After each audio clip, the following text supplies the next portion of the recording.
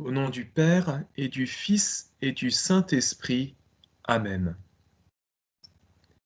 Viens, Esprit créateur, nous visiter. Viens éclairer l'âme de tes fils. Emplis nos cœurs de grâce et de lumière, toi qui créas toutes choses avec amour. Fais-nous voir le visage du Très-Haut et révèle-nous celui du Fils. Et toi, l'Esprit commun qui les rassemble, viens en nos cœurs, qu'à jamais nous croyons en toi. Gloire à Dieu notre Père dans les cieux, gloire au Fils qui monte des enfers, gloire à l'Esprit de force et de sagesse, dans tous les siècles des siècles. Amen.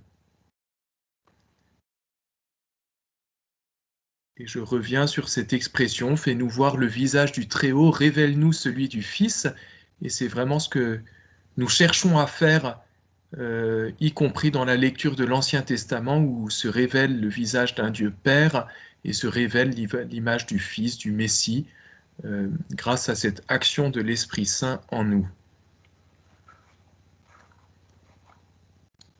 Alors, je reprends, je sais pas, j'ai pas l'impression qu'elle soit là, c'est pas grave. Sur la question qui avait été celle de Renate la dernière fois, de dire finalement David est-il un homme courageux ou un pleutre? Et la question elle est vraiment intéressante parce que en effet elle se pose. Et elle se pose pas simplement dans le petit passage qu'on a étudié, mais d'une certaine manière, toute la vie de David est susceptible d'une double lecture. D'où la question que je mettais, David, qui es-tu? Voilà, qui est vraiment David? Alors, si je reprends rapidement tout ce qu'est sa vie, voilà, là, on avait vu, on a découpé en deux parties toute la vie de David.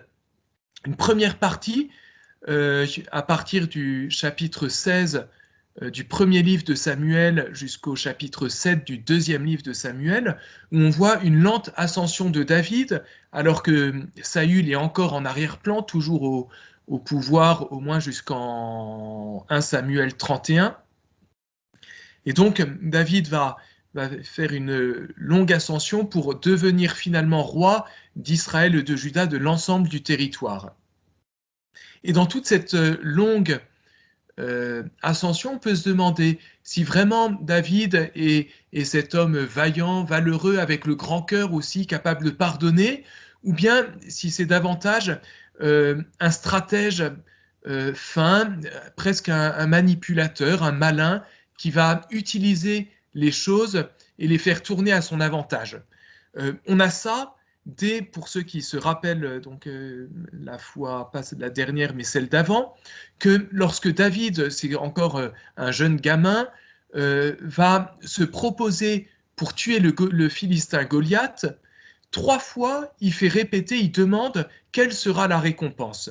Et quand on lui dit qu'il épousera que le vainqueur épousera la fille du roi, qu'il obtiendra des richesses, et puis j'ai perdu le troisième, là, il va se proposer et dire moi je vais y aller. Comme si on peut l'interpréter comme ça, en vue de cette récompense qu'il va affronter Goliath.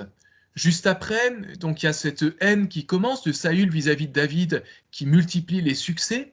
Et puis David se lie d'amitié avec le fils de Saül, Jonathan. On peut aussi s'interroger sur sur la vérité de cette amitié, ou est-ce que c'est pas une amitié intéressée que de se lier avec le fils de roi?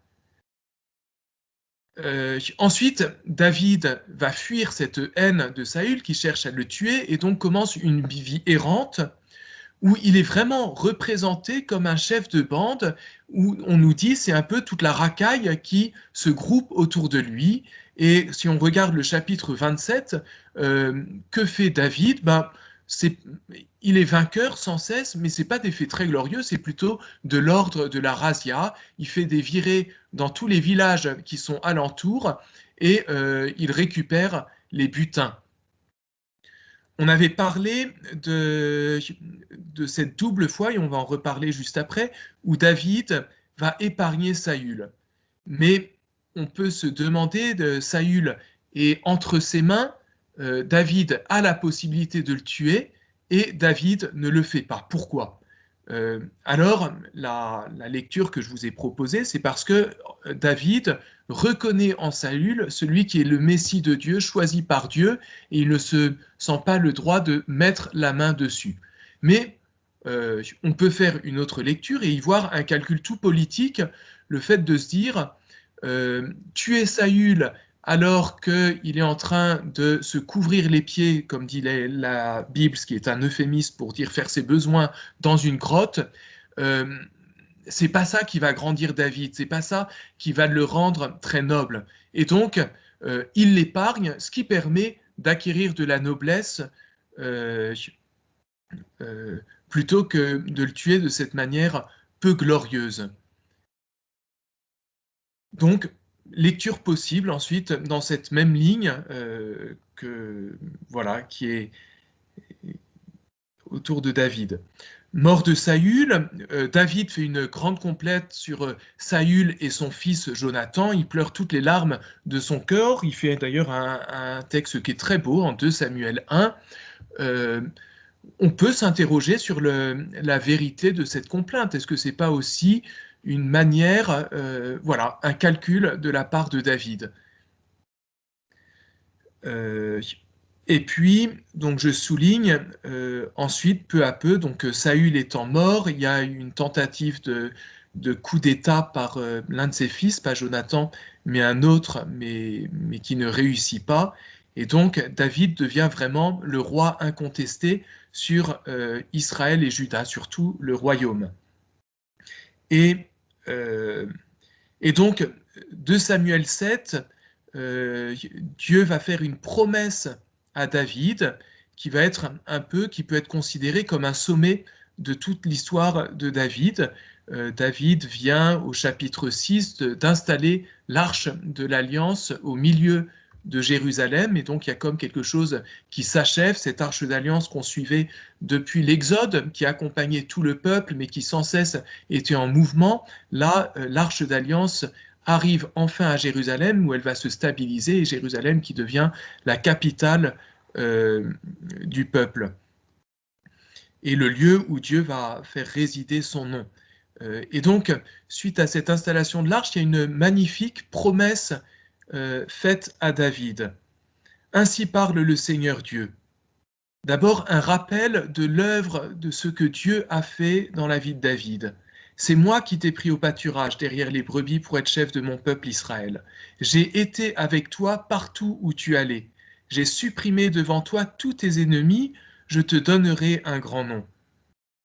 Je coupe un petit peu. Le Seigneur t'annonce qu'il te fera une maison. David disait vouloir construire un temple, une maison pour Dieu, et Dieu lui répond non, en fait, c'est pas toi qui vas construire ce temple, c'est moi qui ai tout fait, et donc c'est moi aussi qui vais te construire pour toi une maison. Et quand tes jours seront accomplis et que tu seras couché avec tes pères, je maintiendrai après toi le lignage issu de tes entrailles, et j'affermirai sa royauté. C'est lui qui construira une maison pour mon nom. Donc là, on a une annonce déjà de Salomon qui sera celui qui va construire le temple. Et j'affermirai pour toujours son trône royal. Je serai pour lui un père et il sera pour moi un fils. S'il commet le mal, je le châtierai avec une verge d'homme et par les coups que donnent les humains. Mais ma faveur ne lui sera pas retirée, comme je l'ai retirée à Shaoul, que j'ai écarté de devant toi. Ta maison et ta royauté subsisteront à jamais devant moi, ton trône sera affermi à jamais. Voilà, donc magnifique promesse de Dieu à David, lui disant l'alliance que je fais avec toi, elle est éternelle. C'est pour toujours, alors que Saül, j'avais retiré mon alliance, toi, ce ne sera pas le cas, ce sera pour toujours. Et donc, voilà, après toute cette longue accession au pouvoir, ce sommet avec cette grande et belle promesse de Dieu qui est marquante et qui est reprise dans le Nouveau Testament ensuite. je serai pour lui un père et il sera pour moi un fils. Et donc, on peut y voir aussi une introduction sur la deuxième partie de la vie de David, qui sera qui tournera davantage autour de David et de ses fils, du fait de devenir père. On avait comme devenir roi dans une première partie et devenir père dans une deuxième. Deuxième partie, on peut se demander aussi si c'est une lente maturation de David apprenant à devenir père selon le cœur de Dieu, ou bien si toute cette partie-là est au contraire le déclin de David. Certains livres, c'est le titre qu'ils donnent à toute cette partie-là, voire même un exégète qui dit David sous la malédiction. La première partie, David sous une forme de bénédiction, les choses lui réussissent quand même plutôt bien, et ensuite la malédiction s'abat sur lui, et c'est comme une longue déchéance après ce sommet de 2 Samuel 7, en particulier avec le péché de David, qu'on va revoir tout à l'heure, voilà, c'est un peu un combo, adultère, mensonge, meurtre. Ensuite, il y a toute cette histoire d'Absalom qu'on a vue la dernière fois, avec David apparaissant comme un père faible devant ses fils, ne sachant pas leur résister.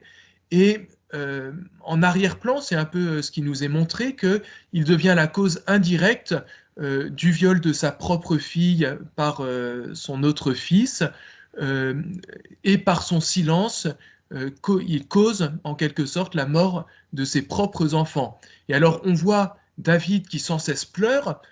Si on prend l'ensemble de la vie de David, c'est impressionnant le nombre de fois où il pleure. Alors, est-ce qu'on doit le prendre dans un sens positif, ou bien, voilà, quelqu'un qui pleure mais qui finalement n'agit pas beaucoup? On peut s'interroger sur la sincérité même de ses pleurs dans une certaine mesure. Face à Absalom, son fils, au lieu, quand Absalom s'auto-déclare roi, au lieu de le combattre, David va fuir. Et à nouveau, il pleure. On nous dit, il pleure et il s'en va, il traverse le Cédron, et vous vous rappelez, il monte le mont des Oliviers. 2 Samuel 24, il y a un nouveau péché de David après tout ça, quand il dénombre Israël. Et puis, les 2 premiers chapitres des rois, qui sont vraiment la fin de son règne, où David apparaît un peu comme un roi sénile, très passif, avec des intrigues de cour tout autour de lui, avec Salomon, Bethsabée, Adonias, qui manigancent tout autour de lui, et lui semblant complètement dépassé par ces événements. Et on termine, et je cite les dernières paroles de David, qui sont des paroles qu'il adresse à son fils, à qui il transmet la royauté, paroles qui sont terribles et qui sont je lis, voilà ce qu'il dit. Tu as près de toi Chiméi, fils de Guéra. J'espère que vous vous en rappelez si vous étiez là la semaine dernière. Le benjaminite de Bahurim, qui m'a maudit atrocement au jour de mon départ pour Maranaïm. Mais il est descendu à ma rencontre au Jourdain, et je lui ai juré par Dieu que je ne le tuerai pas par l'épée. Vous vous rappelez donc, Chiméi, au moment où David fuit devant Absalom, ne cesse de maudire David. Et puis au moment, je ne sais plus si on avait lu le passage, au moment où David revient vers Jérusalem alors que Absalom est mort, Chiméi se prosterne à ses pieds et demande pardon. Et à ce moment-là, David lui promet qu'il ne le tuera pas. Voilà, donc il rappelle même cette promesse, mais il dit à son fils Salomon, pour toi, tu ne le laisseras pas impuni. Et en homme avisé que tu es, tu sauras quoi lui faire pour conduire dans le sang ses cheveux blancs au Shéol. Et David se coucha avec ses pères.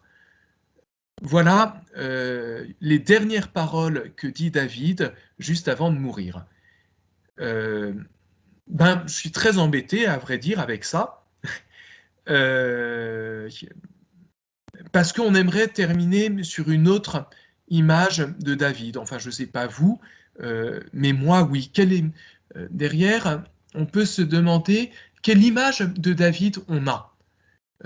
Et peut-être que chacun peut y réfléchir. Voilà, ce roi David, comment est-ce qu'on se le représente? Quelle image on en a? Et et souvent, c'est quand même plutôt l'image d'un grand roi, d'un exemple, une forme de modèle de sainteté. Et d'ailleurs, la suite de la Bible l'interprète quand même comme ça, comme un modèle vis-à-vis duquel les autres rois sont comparés. Euh, mais on voit que cette image, elle n'est pas si facile que ça. Et donc, voilà, ce que je vous propose aujourd'hui en voyant d'autres épisodes de la vie de David, c'est un peu ça. Finalement, quelle lecture est la bonne? Est-ce que David est un homme sage ou bien un calculateur mesquin? Est-ce que c'est un homme courageux ou bien un pleutre? Est-ce que c'est un homme pacifique ou bien au contraire un sanguinaire, mais comme il est pleutre, eh ben, il n'exerce pas sa vengeance par lui-même, mais il le fait faire par son fils. euh, voilà. Et ce sont des questions qui en fait se posent vraiment quand on lit l'ensemble de la vie de David.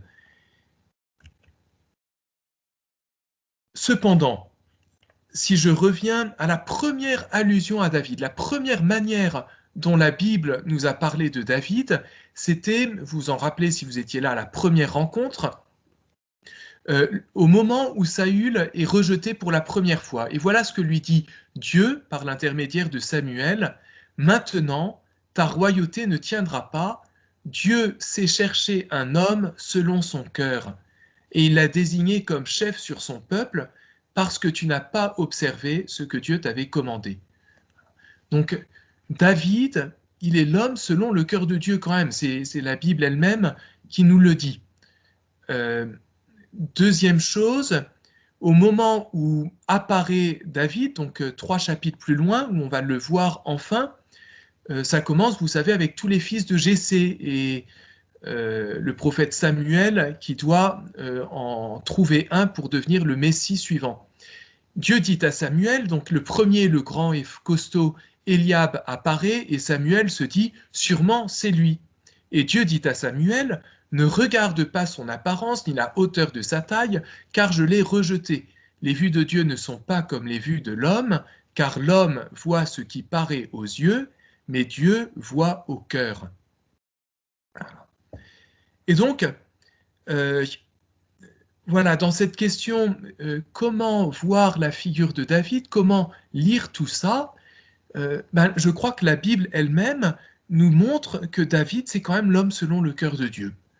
Euh, et donc, euh, il faut peut-être que j'arrive à découvrir David, derrière David, en effet, le cœur de Dieu lui-même et ce qu'est un homme selon le cœur de Dieu. Euh, et d'une certaine manière, voilà, il est selon le cœur de Dieu, mais il ne correspond pas à la figure de sainteté que j'aurais aimé avoir. Je vous le dis, moi je suis très gêné, et je le reste, par ces dernières paroles de David que je n'arrive pas à comprendre et qui voilà, qui cadrent pas avec finalement un peu cette image de la sainteté que je pourrais me faire. Euh, et il y a un peu cette tentation de couper. C'est-à-dire que j'essaye d'éviter de le faire, choisir uniquement les passages qui me vont bien et ne parler que de cela devant vous. C'est quelque chose que, à vrai dire, la liturgie fait régulièrement. On n'y en veut pas trop parce que si on devait faire des homélies où on garde tous les passages trop difficiles, quelquefois on serait bien en peine. Euh, voilà, mais en fait, il faut bien voir que souvent les textes qu'on nous donne dans la liturgie de l'Église, ils sont un peu coupés. Et notamment, je prends un passage qui est très connu, Élie sur le mont Horeb, donc Dieu qui n'est pas présent dans le tonnerre, dans le tremblement de terre, dans le feu, et hop, Dieu est présent dans la brise légère et va se mettre à parler à Élie. Et on nous fait des magnifiques commentaires en disant Élie était dans cette perspective d'un Dieu vengeur, il venait d'éliminer des tas de prophètes, en tuer plus des 300 prophètes de Baal, ou je ne sais plus combien.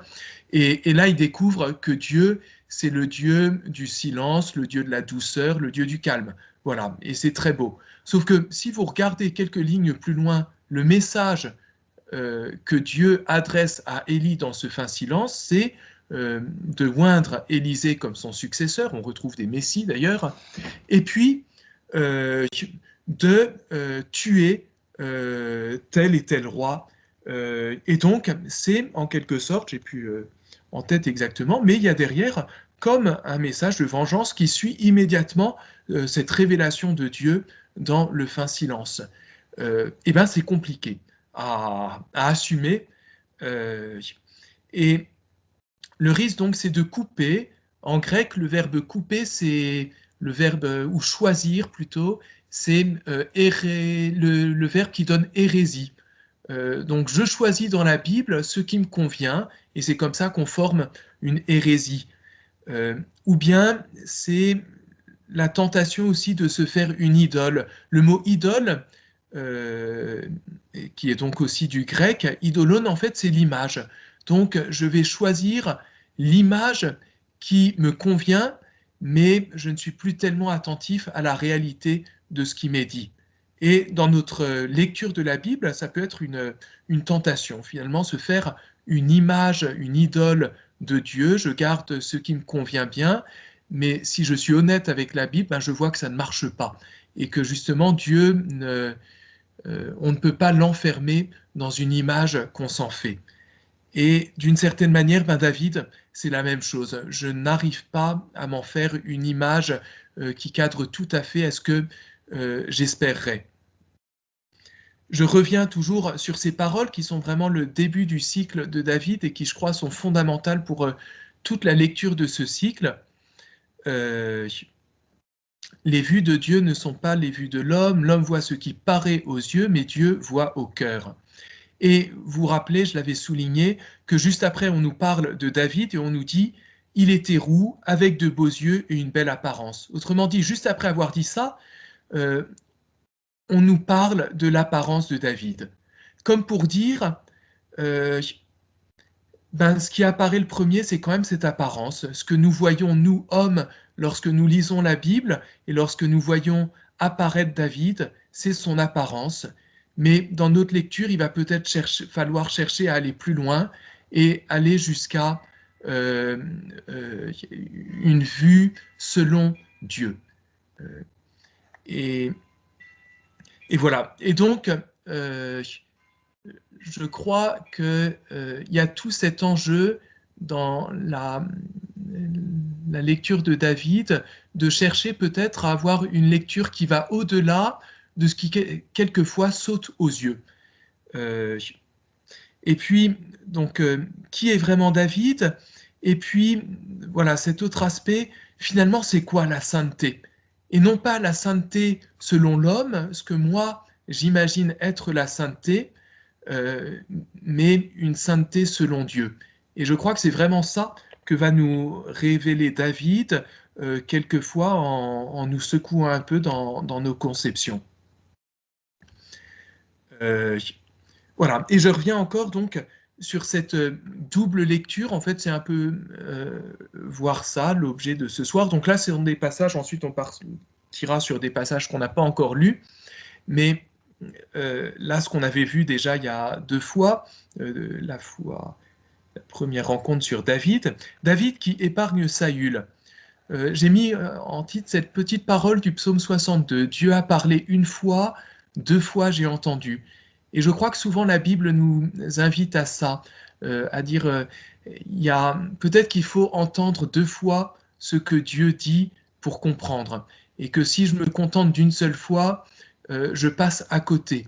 Et il y a des fois où je suis comme ça invité à relire un passage que j'ai déjà lu, et puis il y a même des fois où il y a quelque chose qui se passe, et puis il y a quelque chose qui se repasse, un peu la même chose, comme pour nous inviter à revenir sur le même passage. Euh, et donc, donc là, c'est encore David qui épargne Saül. Ça se passe en 1 Samuel 24. Et je vous avais dit à l'instant, on peut y voir un calcul politique de David qui en ressort grandi plutôt qu'un assassinat assez bas du roi Saül. Sauf que un chapitre plus loin, ça se reproduit de nouveau, deux chapitres plus loin. Et là, il me semble que quand ça se reproduit, on est invité aussi à faire évoluer notre lecture, c'est-à-dire nous dire la première fois, ça peut être un calcul, mais en même temps, David a mis sa vie en danger puisque au lieu que, comme la première fois, Saül reconnaît que David est juste, reconnaît que David est celui qui va régner, d'une certaine manière, une réconciliation, et puis à nouveau, Saül met en danger la vie de David. Et donc, c'est un calcul politique peut-être, mais voilà, David accepte de mettre sa vie en danger, et David, la deuxième fois où il va épargner Saül, accepte en quelque sorte, je vous l'avais dit, cette condition de Messie persécuté pour un autre. Voilà, et il me semble que le fait qu'il y ait ce redoublement, donc, rend plus difficile cette unique première lecture. Et puis entre les deux, voilà, une femme qui empêche David de commettre un massacre. Il y a aussi cette question de la violence, mais on avance. 2 Samuel 11. Donc, ça, si vous vous rappelez les premières images qui n'étaient peut-être pas encore visibles, du coup, on a au chapitre 7 David qui est au sommet de sa gloire, avec cette grande promesse et cette grande bénédiction divine. Et souvent, tous les commentaires y voient David au fait de sa gloire. Mais on peut se demander, ce sommet, est-ce que ce n'est pas un sommet selon le regard des hommes ? Et donc quelque chose qui n'est peut-être pas encore ce que la Bible nous invite vraiment à regarder. Et 2 Samuel 11, qui arrive très peu de temps après, voilà, dans ce regard des hommes, eh ben, on y voit une grosse déception. David, qui est ce Messie flamboyant à qui tout a réussi, ben voilà qu'il va tomber dans un immense péché et nous décevoir. C'est ce que nous allons lire, si Anne veut bien. C'est ça ou ah non, j'avais envoyé plutôt la suivante parce que là, je vais commenter en cours de route. Donc, je vais lire ça. Voilà, de ce chapitre 11 de Samuel. Au retour de l'année, au temps où les rois se mettent en campagne, David envoya Joab et avec lui sa garde et tout Israël. Ils massacrèrent les Ammonites et mirent le siège devant Rabba. Cependant, David restait à Jérusalem. Il arriva que vers le soir, David, s'étant levé de sa couche et se promenant sur la terrasse du palais, aperçut de la terrasse une femme qui se baignait. Cette femme était très belle. David fit prendre des informations sur cette femme et on répondit « Mais c'est Bethsabée, fille d'Éliam et femme d'Uri le Hittite. » Alors David envoya des émissaires et la fit chercher. Elle vint chez lui et il coucha avec elle alors qu'elle venait de se purifier de ses règles. Donc, dès le début, on a une condamnation de David d'une manière assez subtile, mais claire quand même. Il envoie tout le monde combattre, pendant que lui, il reste à Jérusalem. Et que fait-il à Jérusalem? Vers le soir, s'étant levé de sa couche. Donc, autrement dit, David a fait une bonne petite sieste, et puis le soir, il se réveille, et puis il va faire une petite promenade sur sa terrasse. Et c'est là qu'il aperçoit Bethsabée. Et donc, le début du péché de David, c'est l'oisiveté. David, au sommet d'une certaine manière, qui se repose sur ses lauriers, qui envoie d'autres combattre à sa place.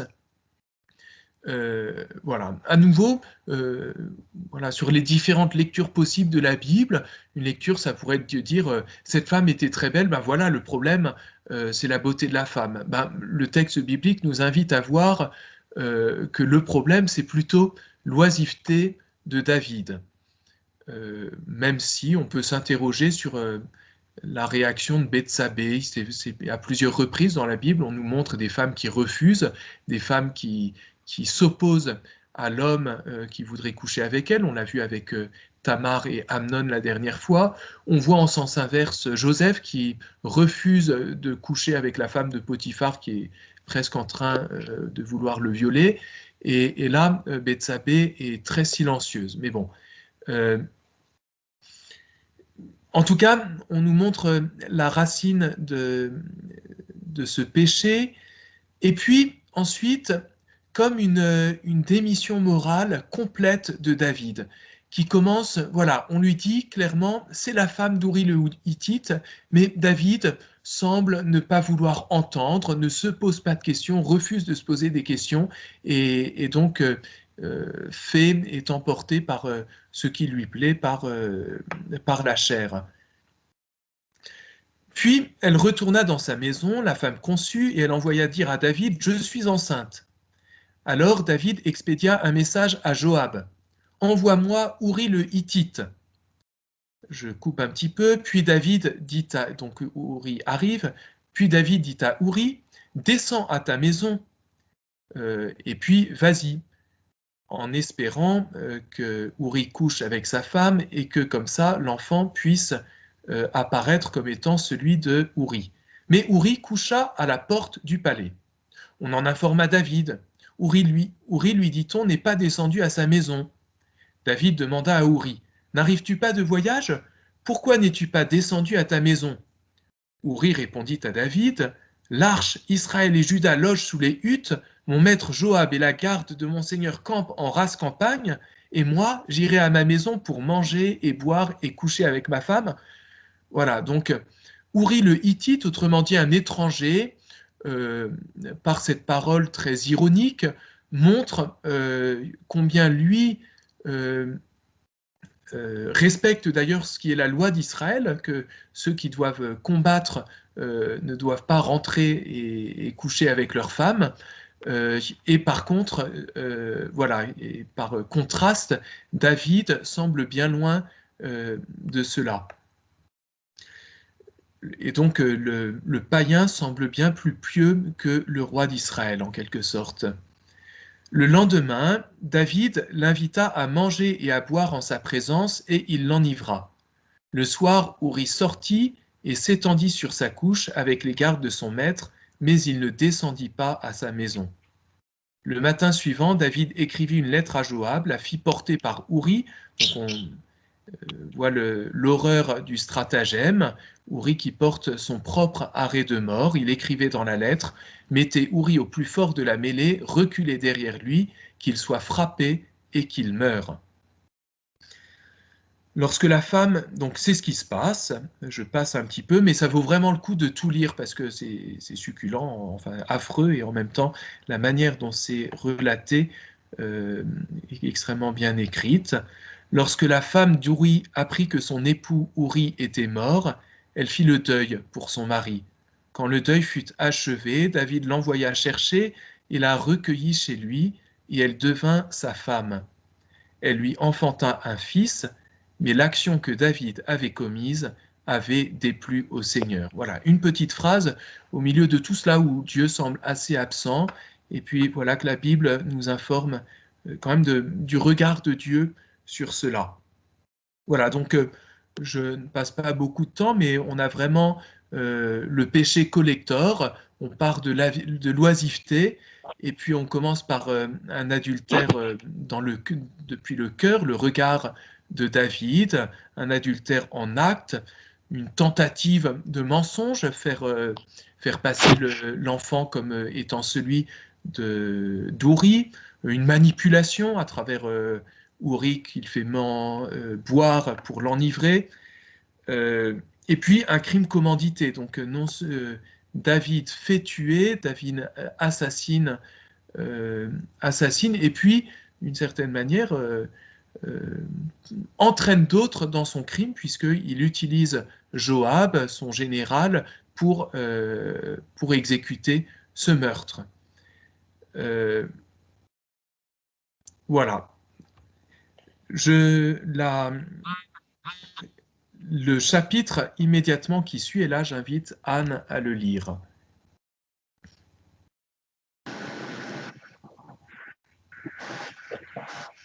Le Seigneur envoya le prophète Nathan vers David.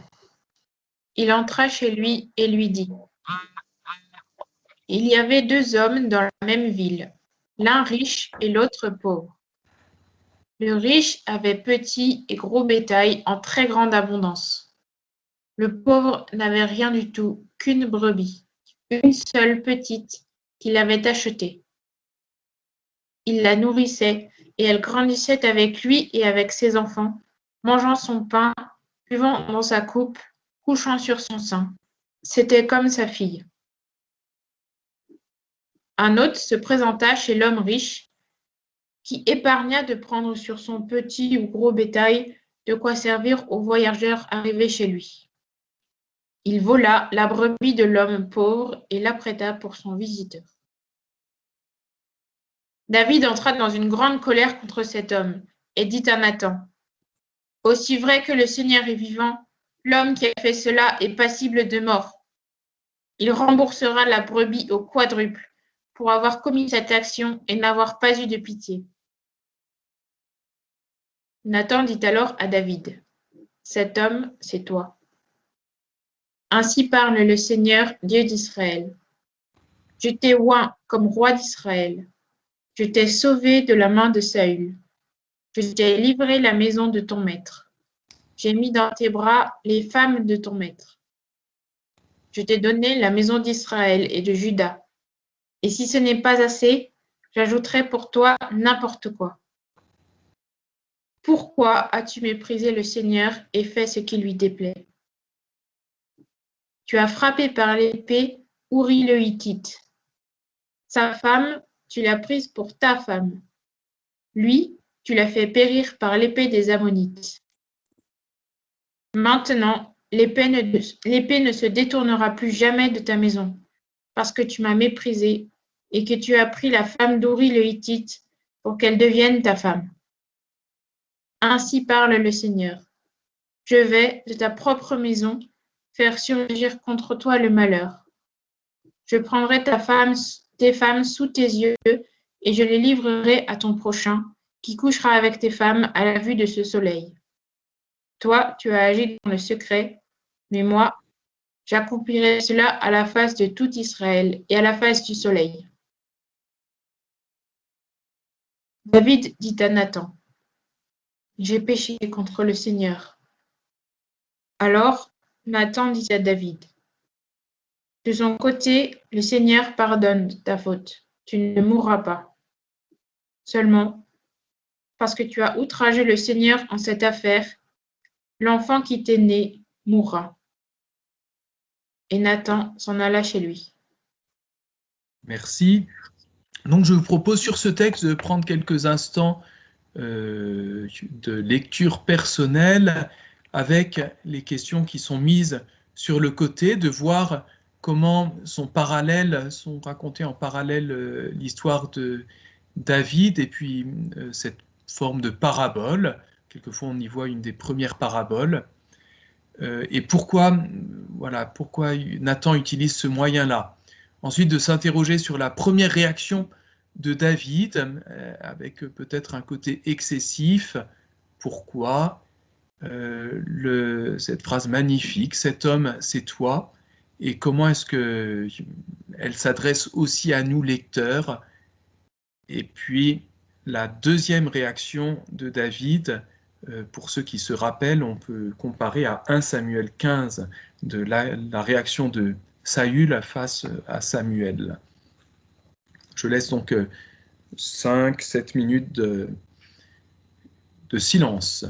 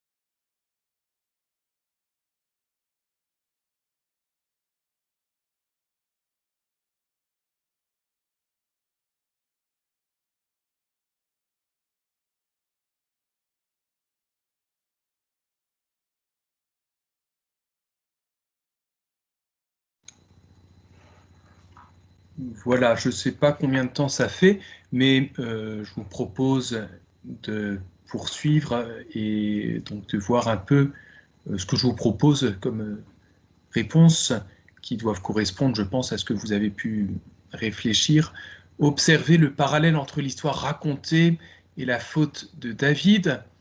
Ce qui est intéressant, c'est que je pense que ce parallèle, en fait, on est amené à le faire une fois que Nathan dit « cet homme, c'est toi ». Vous voyez, on lit cette parabole, et puis une fois qu'on a la clé de lecture, en fait, de cette parabole, ben, on est amené à relire à nouveau frais. Et ça rejoint toujours cette idée d'une lecture de la Bible qui a besoin d'être double, comme voilà, ces deux chapitres, 1 Samuel 24, 1 Samuel 26, parce que la première fois, peut-être que je passe à côté.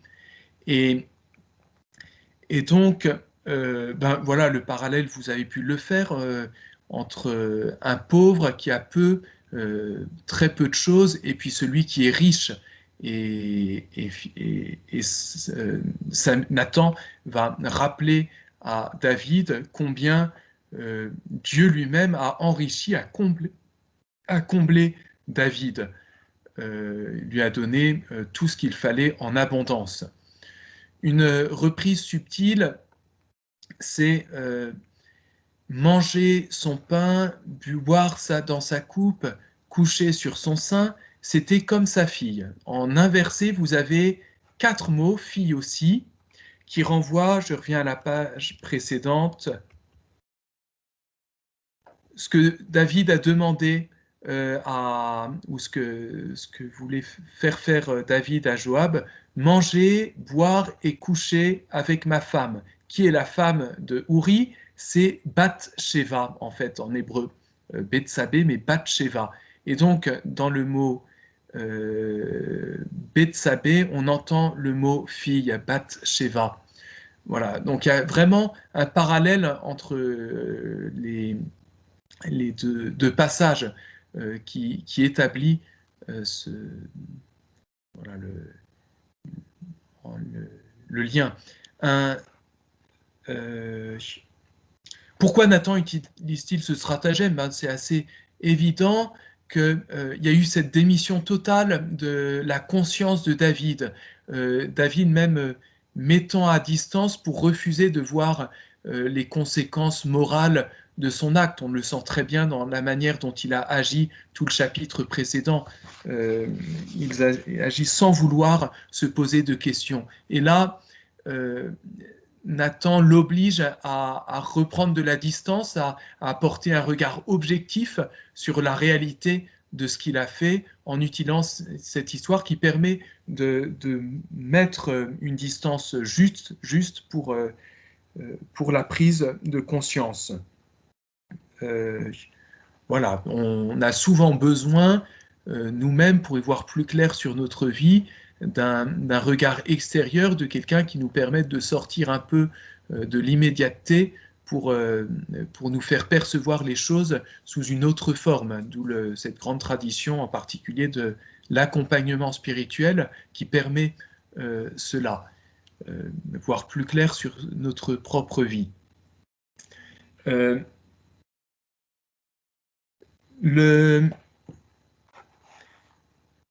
Réaction de David, aussi vrai que Dieu est vivant, l'homme qui a fait cela est passible de mort.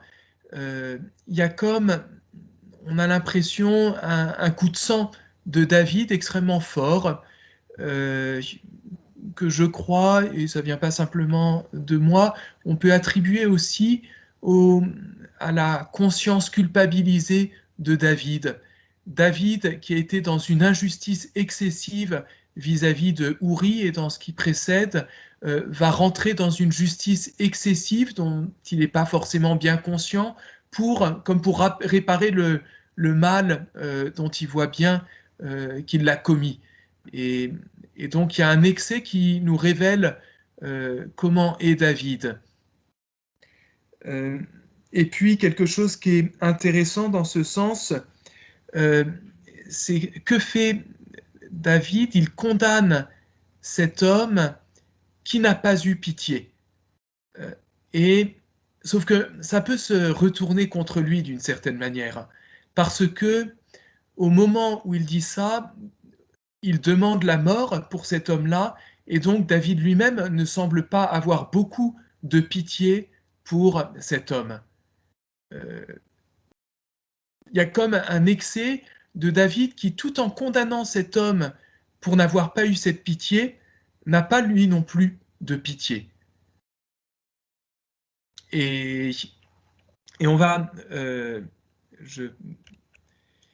Et donc voilà les paroles. Et puis, suite à l'annonce que son fils mourra, David entre dans un grand jeûne et dans de longues prières. On lui demande pourquoi. Et David répond, tant que l'enfant était vivant, j'ai jeûné, j'ai pleuré. Après la mort, il répond, j'ai jeûné et j'ai pleuré, car je me disais, qui sait, Dieu aura peut-être pitié de moi et l'enfant vivra. Alors, je suis très déçu parce que juste avant, j'ai vérifié les mots et en fait, ce ne sont pas les mêmes. Ce n'est pas la même expression en hébreu, donc c'est une mauvaise traduction de la Bible de Jérusalem qui aurait dû mettre deux expressions différentes pour rendre deux mots différents. Bon, même si le parallèle n'est pas parfait, il y a, je crois, quelque chose qui nous révèle donc cet excès. David n'a pas eu pitié non plus de cet homme de l'histoire, mais en fait, il va quand même demander à Dieu d'avoir pitié de lui. Et donc, je pense qu'il y a un peu un double niveau de lecture de tout cela. Et cet homme, c'est toi. Donc, en fait, cette parole-là, si on lit la Bible honnêtement, et ben en fait, on doit se la prendre en pleine figure, nous aussi. C'est-à-dire que c'est clairement, derrière David, c'est une phrase qui nous est adressée à nous qui sommes en train de lire. Et comment avons-nous lu le chapitre précédent? Eh bien, finalement, c'est assez facile de le relire de haut en allant condamner nous-mêmes le péché de David, sans nous rendre compte que celui qui est pécheur, celui qui n'est pas fidèle par rapport à tous les dons que Dieu lui a fait et qui n'est pas reconnaissant à Dieu d'avoir fait tous ces dons, mais qui se détourne de Dieu et pêche de tas de manières différentes, ben en fait, c'est moi. Et, et donc, là aussi, est interrogé à travers cette petite phrase notre manière de lire la Bible. Je peux la lire d'une manière très humaine, selon les apparences, selon le regard de l'homme, en pouvant facilement condamner l'autre, condamner ce que je vois n'être pas bien dans la Bible. Mais peut-être qu'une véritable lecture, c'est celle où je suis engagé et celle où je découvre que celle dont je ne sors pas indemne, celle où je ne reste pas extérieur, mais où je me rends compte que la parole de Dieu vient entrer dans ma propre vie et vient révéler ce qu'est ma propre vie. Et c'est l'objectif de toutes nos rencontres, c'est voir que finalement toutes les histoires que nous racontons, tout ce que nous découvrons dans la Bible, en fait c'est nous, c'est notre propre histoire qui est dite aussi à travers ces mots. Voilà, et donc la question aussi par rapport à toute... comment interprétons-nous la figure de David? Est-ce que nous sommes sans pitié face à lui, aux difficultés qu'on peut voir dans sa propre vie, ou bien allons-nous entrer dans un autre regard sur lui aussi et sur nous-mêmes? Deuxième réaction de David, donc j'ai péché contre Dieu. Et là, il y a quelque chose de très beau, qui est net, clair et précis.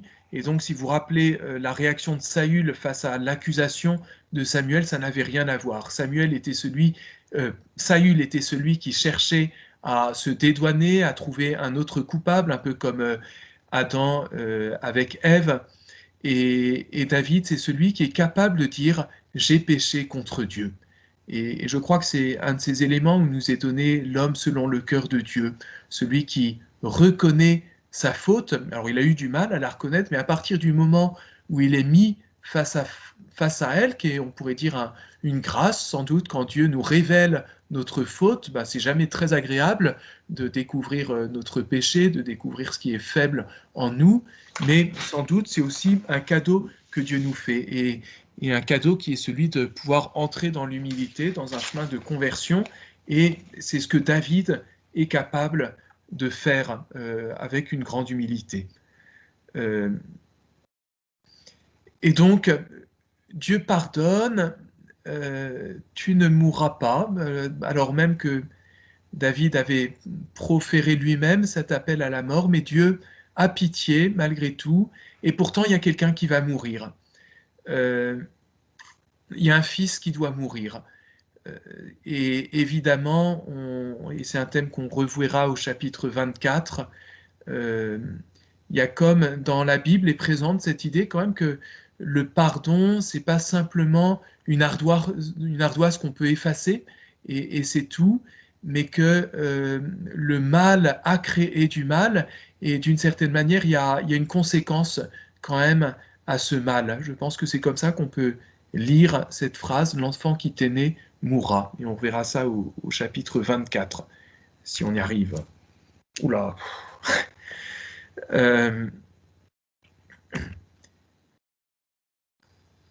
Alors, 2 Samuel 6.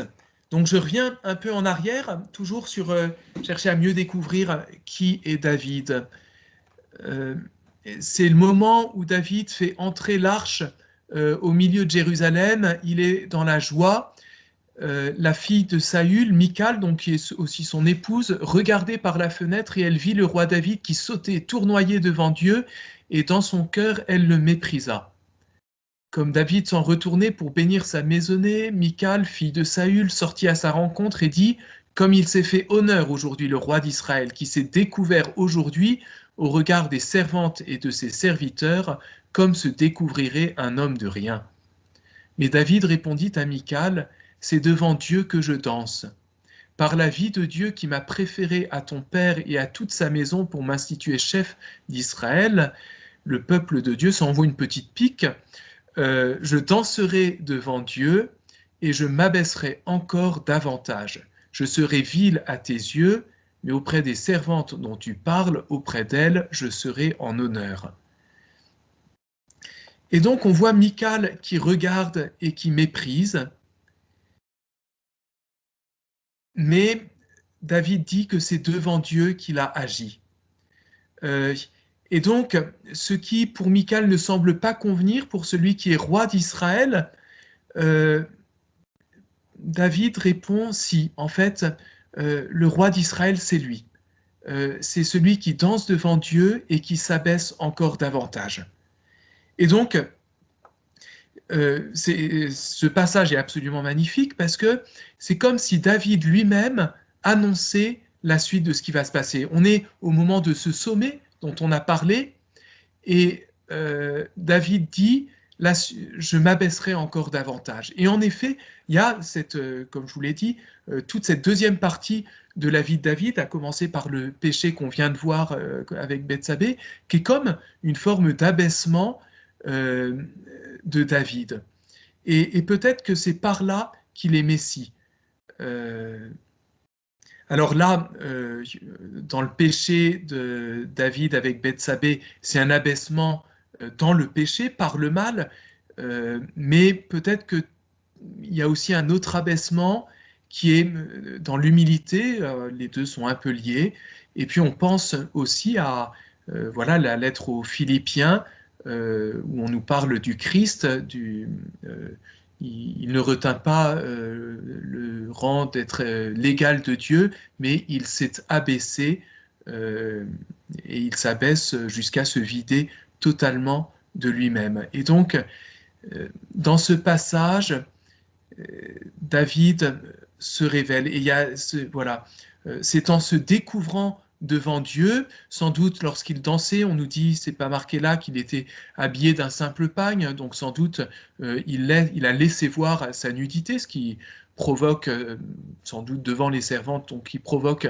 la colère de Michal. Et Mais ce que répond David, c'est que c'est en se découvrant devant Dieu que le Messie se découvre, au sens de je vais découvrir le Messie lorsqu'il est capable de découvrir sa faiblesse devant Dieu. Et donc, voilà, ce passage nous apprend là aussi à lire correctement 1 Samuel 11. David, de Samuel 11, David qui dit j'ai péché devant Dieu, il se découvre devant Dieu. Et à ce moment-là, on le découvre comme véritablement ce Messie selon le cœur de Dieu. Non pas simplement le Messie glorieux, victorieux qu'on aimerait voir, mais celui que peut-être on a tendance à mépriser, et pourtant. Et ceux qui ne le méprisent pas, ce sont les servantes et les servants. Et donc, c'est le serviteur qui est capable de reconnaître le roi. Voilà. Et donc, là où des tas d'exégètes voient, je vous avais cité le mot, dans toute cette deuxième partie de la vie de David, une malédiction, eh ben, on peut peut-être voir dans cet abaissement, au contraire, une révélation du véritable David. Et donc, un abaissement qui le mène encore plus haut, en quelque sorte. Ce sont des mots qui sont repris, ça, par Marie. Il y a beaucoup de similitudes entre ce passage et puis le passage de la visitation, avec Marie qui est représentée un peu comme l'arche d'alliance, et, et le cantique de Marie, il a vu l'abaissement de sa servante. Désormais, toutes les générations me diront bienheureuse. Et je demande à Xavier, donc, on avance et on prend le dernier chapitre du livre de Samuel, un passage qui souvent n'est pas commenté parce que beaucoup disent c'est un ajout et on ne sait pas très bien ce qu'il vient faire là. Et ce qui, je pense, est dommage. Donc, je laisse Xavier lire ce passage. La colère, Alors, oui. La colère du Seigneur s'enflamma encore contre les Israélites, et il excita David contre eux. Va, dit-il, fais le dénombrement d'Israël et de Juda. Voilà, je coupe un petit peu. Donc, la phrase est extrêmement complexe et c'est pas ça qu'on va commenter. Dieu pousse David à faire un dénombrement. Et donc là, j'ai coupé un petit peu. David fait ce dénombrement. On revient, on lui annonce le nombre et immédiatement après, on peut poursuivre la lecture.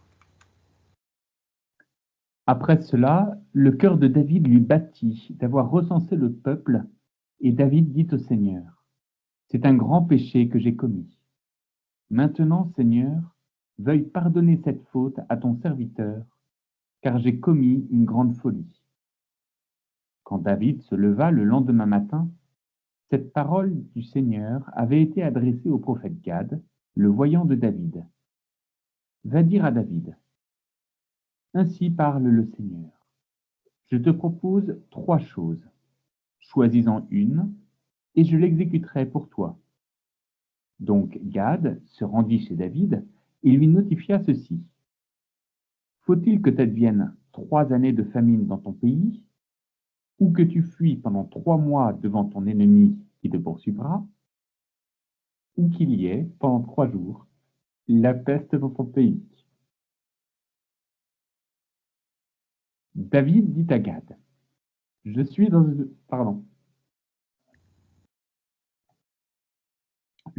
une grande anxiété. Ah, tombons entre les mains du Seigneur, car sa miséricorde est grande. Mais que je ne tombe pas entre les mains des hommes. David choisit donc la peste. Il faut reprendre. C'était le temps de la moisson des blés. Le Seigneur envoya la peste en Israël depuis le matin jusqu'au temps fixé. Le fléau frappa le peuple, et 70 000 hommes du peuple moururent depuis Dan jusqu'à Bersabée.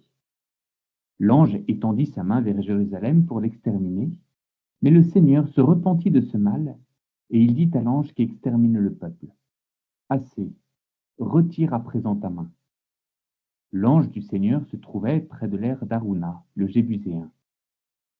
Quand David vit l'ange qui frappait le peuple, il dit au Seigneur, « C'est moi qui ai péché, c'est moi qui ai commis le mal, mais cela, c'est le troupeau, qu'ont-ils fait?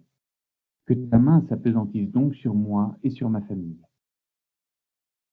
Ce jour-là, Gad se rendit auprès de David et lui dit, « Monte et élève un autel au Seigneur sur l'aire d'Arouna, le Jébuséen. » David monta donc, suivant la parole de Gad, comme le Seigneur l'avait ordonné. Arauna regarda et vit le roi et ses officiers qui s'avançaient vers lui. Arauna était en train de battre le froment. Il s'assit et se prosterna devant le roi, la face contre terre. Arauna dit, « Pourquoi mon seigneur le roi est-il venu chez son serviteur ?» Et David répondit, « Pour acquérir de toi cette aire, afin de construire un autel au Seigneur. Ainsi, le fléau s'écartera du peuple. » David construisit là un autel au Seigneur, et il offrit des holocaustes et des sacrifices de communion. Alors le Seigneur eut pitié du pays, et le fléau s'écarta d'Israël. Merci. Voilà, donc ça c'est un autre péché de David, moins connu. Mais alors ce qui est intéressant, c'est qu'on voit qu'il y a une progression de David. Donc c'est après toute l'histoire avec Absalom, tous les malheurs qui ont eu lieu avec ses fils.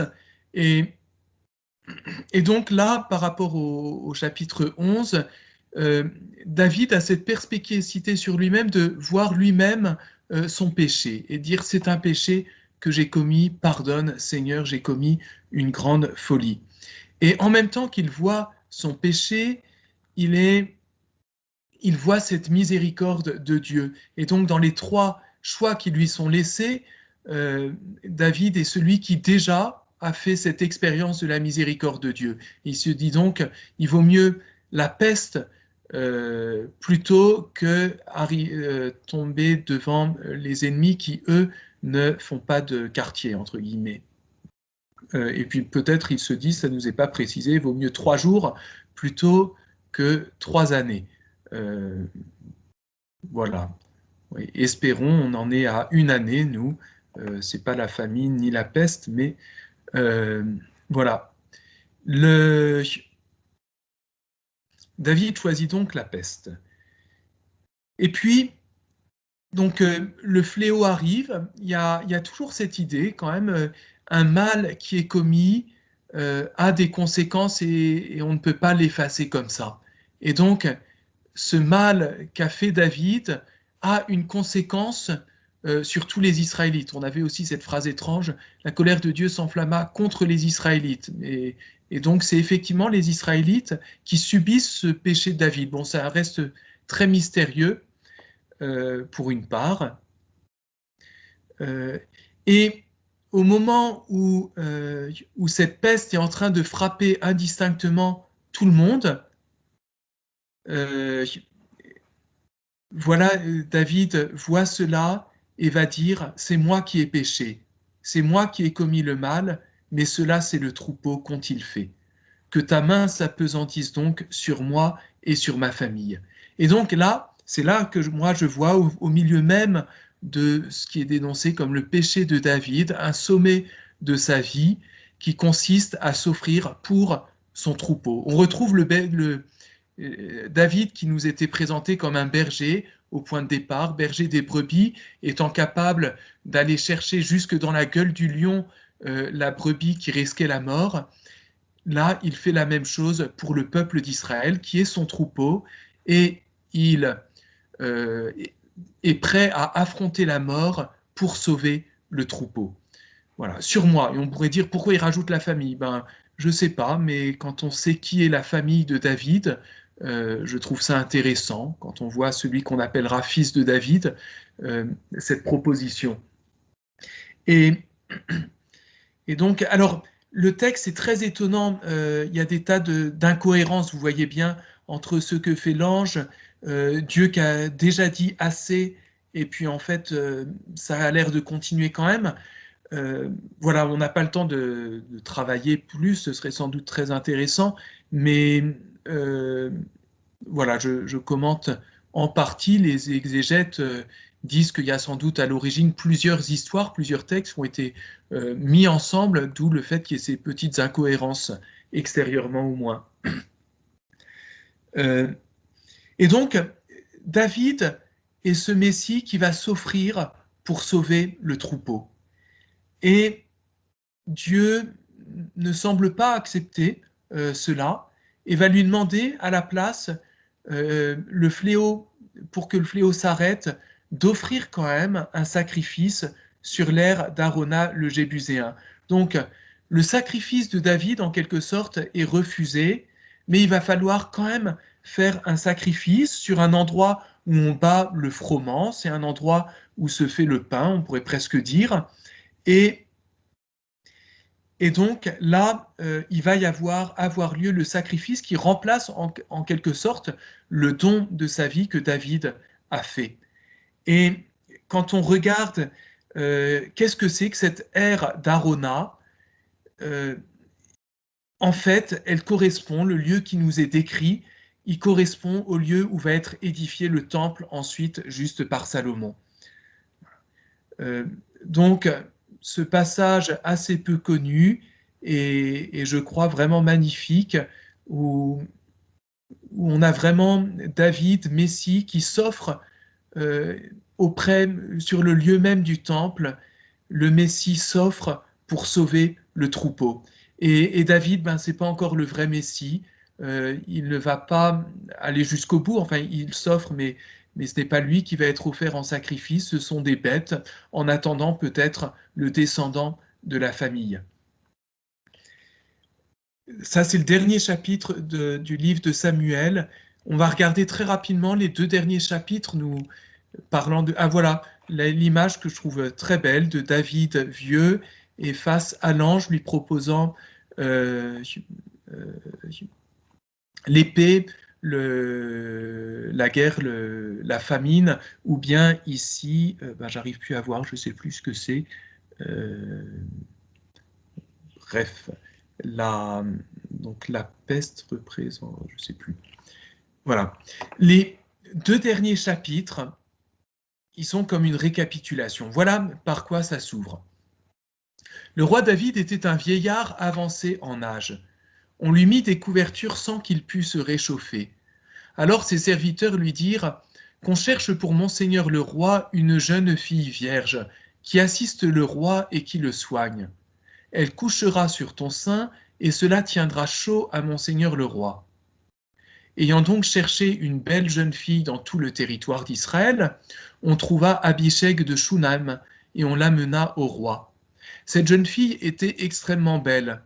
Elle soigna le roi et le servit, mais il ne la connut pas. Le verbe connaître, en ce sens-là, étant le mot utilisé pour désigner un rapport sexuel dans la Bible.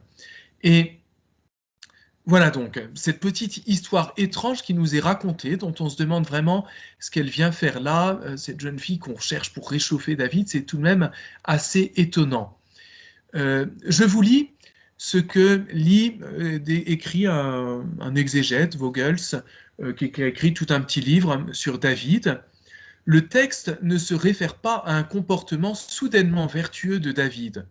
Au contraire, il suggère discrètement que le roi est impuissant, ce qui signifie qu'il n'est vraiment plus apte à régner.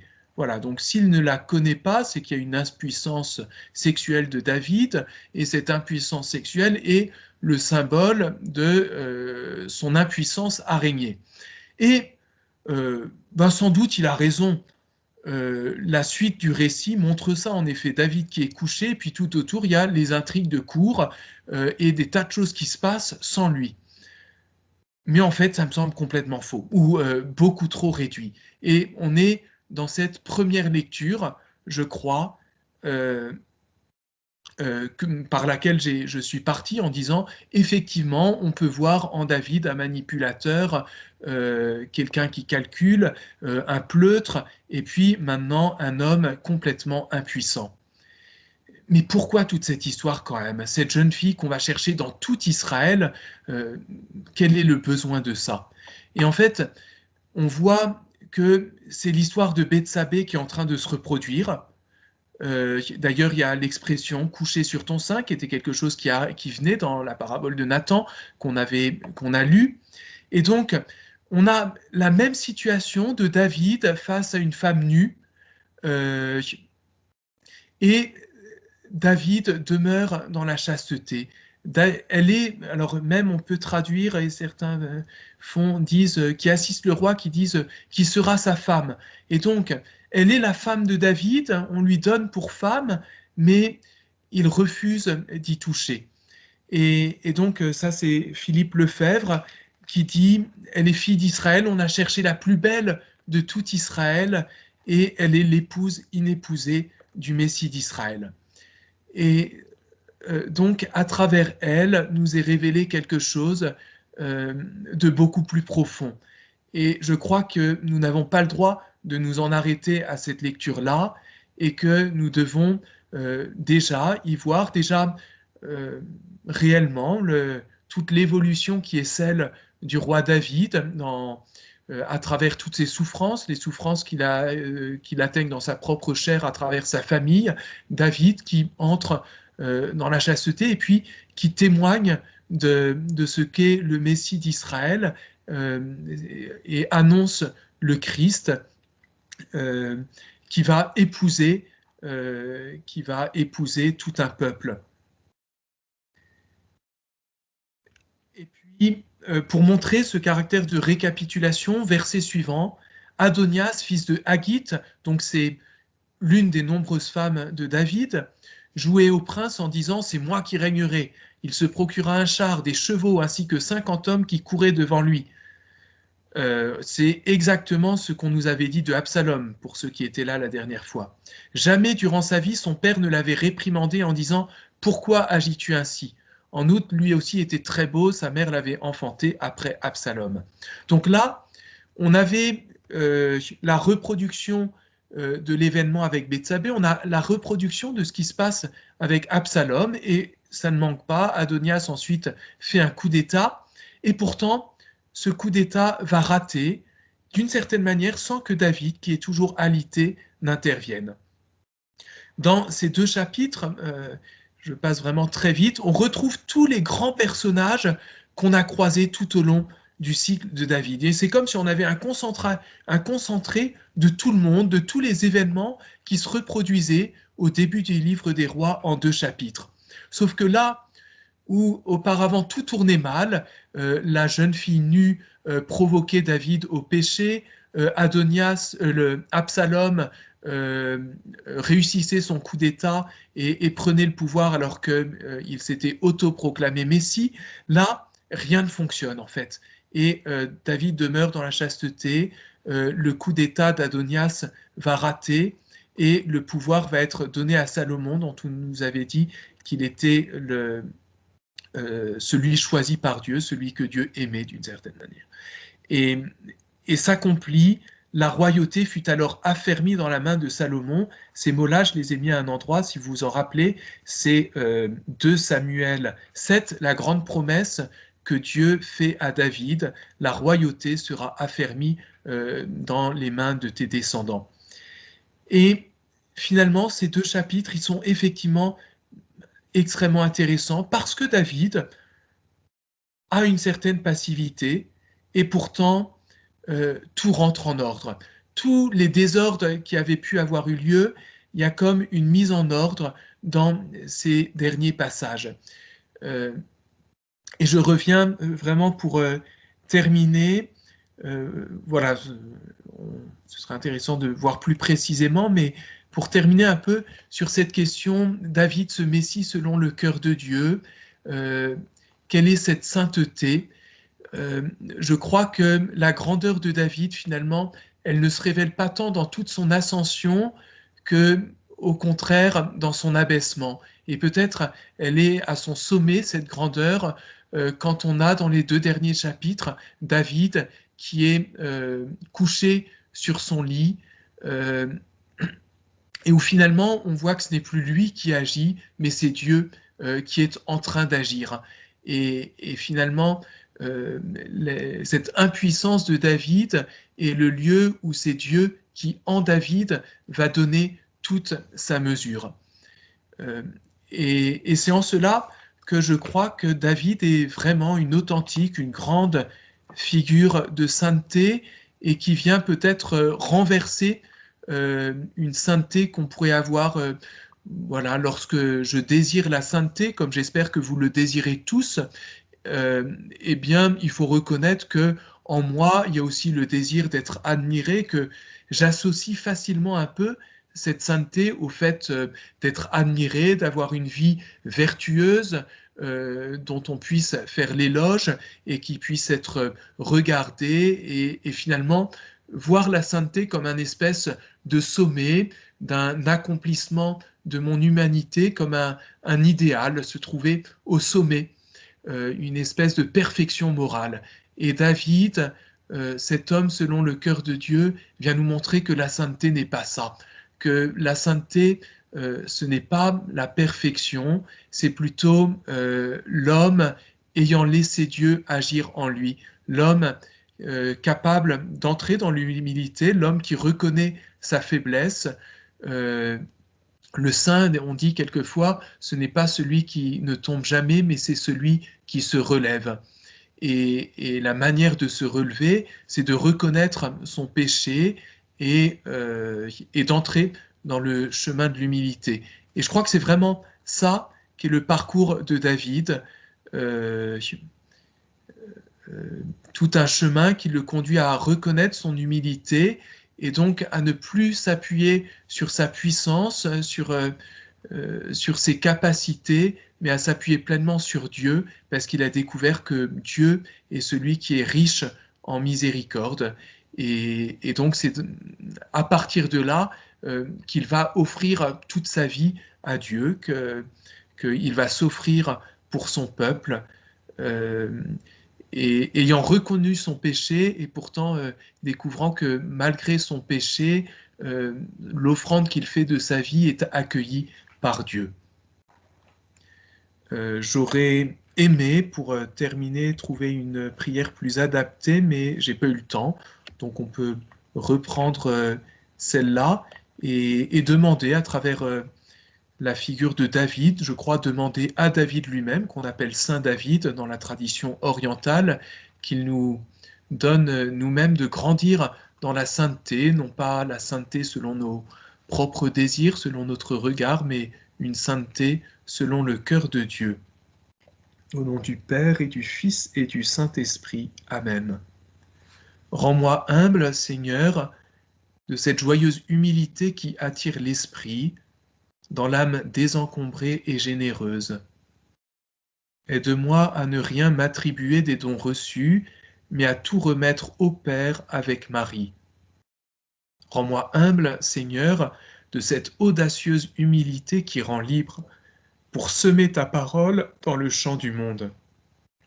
Remplis mon cœur de douceur et de paix, qui me fait accepter ma propre vulnérabilité. Rends-moi humble, Seigneur, de cette simple humilité qui désarme la haine quand je tiens à avoir le dernier mot. Fais-moi chercher dans le réel de la vie tout ce qui est bon, beau et vrai. Rends-moi humble, Seigneur, de cette fragile humilité qui m'ouvre à l'autre pour accueillir sa blessure et la mienne. Libère-moi de désirer la première place pour que je puisse aimer en m'oubliant. Rends-moi humble, Seigneur, de cette sainte humilité qui vient de la prière, où descendante au centre de mon âme, je ne vois plus que ta lumière pour la répandre autour de moi. Gloire au Père et au Fils et au Saint-Esprit, comme il était au commencement, maintenant et toujours, et dans les siècles des siècles. Amen.